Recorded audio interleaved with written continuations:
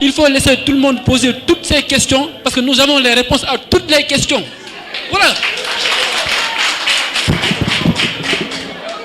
Merci beaucoup. Donc, ma troisième et dernière question, pour ne pas paraître un peu plus longue. Vous avez parlé de phase pilote dans ce que vous avez exécuté. Aujourd'hui, à date, cette phase pilote a permis d'électrifier combien de villages et où est-ce qu'elle se situe? Je vous remercie. Merci beaucoup. Comme on avait dit qu'on allait prendre une série de 3, Lamine, on va permettre au DG mu tontu ñett yi d'abord. Su ko defee après ñu jël yeneen question. Nañ def ñett yi après ñu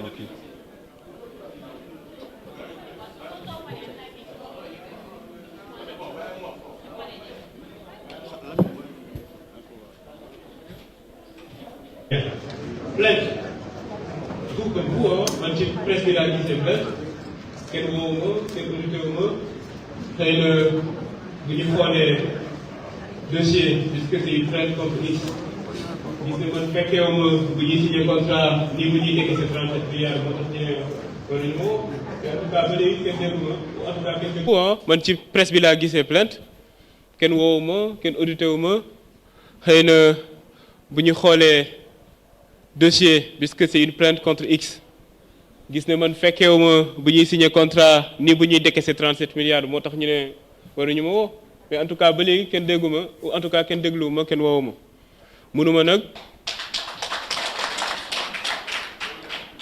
nag ci sama présentation ma ne damay afficher li nga xam ne ci presse bi laa ko gisee c'est pas possible. Deuxième question bi, pourquoi insister sur Seydou Kane? Par contre, je pense qu'on a échangé pendant au moins 3 heures. Ci 3 heures, CTS def na présentation, il est resté que sur laser pendant presque 40 minutes. SG bi ñëw présenté plus de 30 minutes, il est resté que sur laser. Man ma ñëw def présentation ou en tout cas ñëw expliquer. Je pense que ci sama 30 ou 1 heure yi nga xam ne jël naa ko lu ma wax ci Seydou Kane motul 10 minutes. Donc yow vous permettez toog fini jàkkaarloo ak ñëpp séance tenante nga ne sama présentation ci Seydou Kane laa ko accès quand même. ñëpp a ngi fini di seetaan ñëpp gis nañ mais par contre su nekkee da ngeen foog ne du ma ci wax si dama ci wax parce que dafay baax Sénégalais yi comprendre clairement kan mooy tirer les ficelles. Oui, moom mooy tirer les ficelles, c'est ça la réalité. Donc da ngeen bëgg ñun ñu toog ne noonu duñ ko tudd alors que suñu photo la ñuy afficher partout yéen tout le temps Azer mais dossiers yi ñuy tëdd fi yëpp xam na ne doo leen ci wax parce que intéressé wu leen.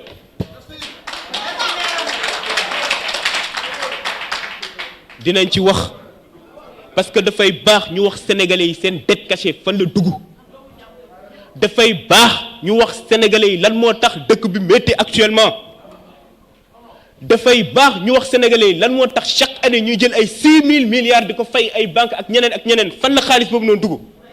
Oui dinañ ci wax su nekkee foog ngeen ne duñ ci chaque jour je me jàpp ni que ça képp kuy def communication balaa ngay commencer da nga war rappeler lii nii.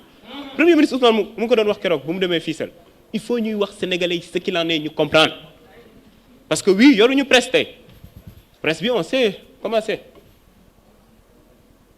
donc lu ñu nekk di def comme désinformation day baax su ñu ñëwee ñu leeral su nekkee leeral bi nag ça pose problème ñi mu pose problème ñoom la mais au Sénégalais on pense que soxla nañ leeral.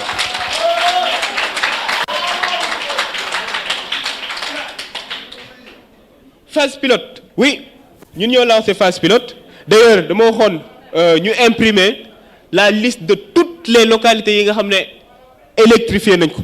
Dans le cadre de cette phase pilote là phase pilote bi 40 villages lañ ci prévoiroon ñu ngi nii 40 villages lañ ci prévoiroon finalement on est parti à 46 finalement parce que da nga doon jël yenn village nga war a électrifier ñu ne leen poteau yi di romb totalo finalement ñu jël ko yi nga xam ne pare nañ yëpp def nañ ko fii am na yi nga xam ne on n'a pas pu parce que dañoo ne doo leen jàll wala ñu war a dagg garab ñu ne ñu doo leen ko dagg et li ko waral mooy defuñu étude d'impact environnemental ça c'est des contraintes concrètes yi ñu gis yi nga xam ne parce que ay nit gaawantu nañ pour décaisser xaalis pour am luñ ci def finalement ñoom ñooy daw tey di la naan fu xaalis boobu noonu dugg xaalis boobu noonu ci Sénégal yi la jëm ku bëgg liste bi na ko xool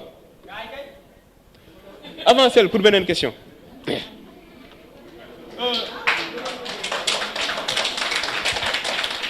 Juste aussi, je viens de me souvenir de la première question, c'était à propos de la correspondance. Oui, gis naa correspondance bi après imputé naa ko waa com. Ils sont en train de préparer une réponse et peut-être su nekkee da nga bëgg ñu ñëw toog ba après la conférence de presse je sais pas ndax amati nga ay questions mais mën nga ñëw nous on est disponible. Alors merci beaucoup. Merci beaucoup. Alors Bachir balaa ñuy Lamine très rapidement s'il vous plaît. Auguste auditoire merci désolé ah su ñu mënee Bachir ce courrier semaine dernière laa ko jot mais dama lay wan mail yoo xam ne maa ngi yow ñoo ko échangé wante le 23 novembre 2024 dañoo génn émission Sen TV nga ne ma li nga wax bëgg naa ci am ay preuve ma yónnee le mail le 23 novembre 2024 à 11h si je ne m'abuse. Bonjour Bachir, comme convenu lors de notre émission d'hier, je t'envoie en pièce jointe les documents cités. Pour les autres, comme je te l'ai dit au téléphone, je compte te les montrer à ta convenance en présentiel quand tu voudras. Je reste à ta disposition pour tout complément d'information afin que tu puisses éclairer la lanterne des Sénégalais sur le dossier et que tu participes in fine à la révélation de la vérité. Bonne journée. Nga tontu ma document bien reçu, merci. Ma woo la téléphone 2 heures de temps ñu waxtaan 23 novembre 2024 tu nous écris le 19 mars 2026 dëgg ñor la leneen moo la tax a jóg. On va maintenant faire passer la parole si vous voulez. Donc on va donner la parole à une dame s'il vous plaît. Allez-y madame. D'accord. Salam alaikum. C'est Ramatoulaye Sow, Khalat TV. J'avais juste 2 questions par rapport aux réalisations. La première, c'est le taux de réalisation est-il vraiment inférieur à 1,5%, comme le dit Thierno Alassane Sall, qui est un député?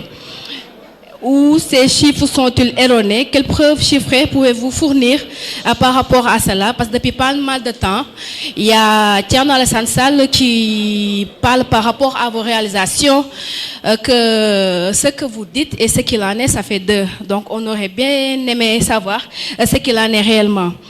Par rapport à la deuxième question, c'est aux accusations répétées encore de Thierno Alassane Sall concernant un possible détournement ou évaporation des fonds.